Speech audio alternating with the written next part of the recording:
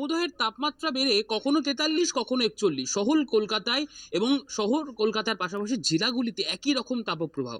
আর এই দাবদাহে গ্রীষ্মের এই প্রবল তাপপ্রবাহে সব থেকে কি বেশি প্রয়োজন জানেন? জল। আর সেই জলের দাবিতে এবার বিক্ষোভ পানিহাটি পৌরসভার 28 নম্বর ওয়ার্ডে। স্থানীয় বাসিন্দাদের দাবি দীর্ঘদিন ধরে ওই অঞ্চলে জলকষ্টে ভুগতে হচ্ছে তাদের।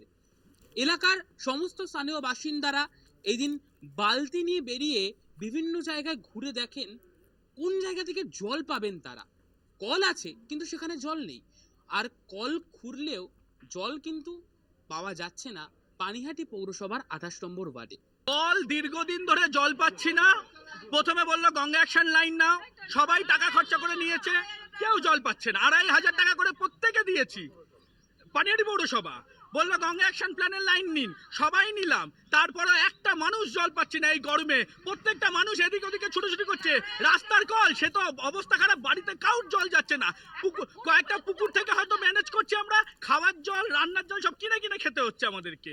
এতদিন ধরে কেউ সরকার থেকে কোনো দায়িত্ব নেই। 10 বছর 20 বছর ধরে আজকে এই সমস্যা, কিন্তু এখন যা পরিস্থিতি তাতে মানুষ বাঁচার উপায় নেই। প্রচন্ড জলের সমস্যা, প্রচন্ড। না সকালে জল আসে, না দুপুরে জল আসে, না বিকেলে জল আসে। এই ব্যাপারে আমি বারবার অভিযোগ জানাচ্ছি, পৌরসভাকে বলছি। আমি ইঞ্জিনিয়ার বাবুও জানে ভালো করে যে জলের কি পজিশন আছে, কিন্তু আজ পর্যন্ত আমি এর কোনো সুফল দেখতে পাইনি। সুতরাং মানুষের তো জলের প্রয়োজন, গরমকালে প্রচুর জল দরকার। ছেড়ে দিন, না পারলে ছেড়ে দিন না, কিন্তু ছাড়বেনও না, জায়গাটাকে আঁকড়েও রাখবেন এবং তারপরে যে মানুষের সমস্যার সমাধান করতে পারবেন না, যেটা বেসিক সমস্যা। তো এইটা তো দীর্ঘদিন চলতে পারে না। প্রশ্ন কিন্তু একাধিক থাকছে, তবে উত্তর এখনো পর্যন্ত মেলেনি। উত্তর কিন্তু অধরা। আমার শহর পানিহাটি থেকে জয়ন্ত মজুমদার, কলকাতা টিভি।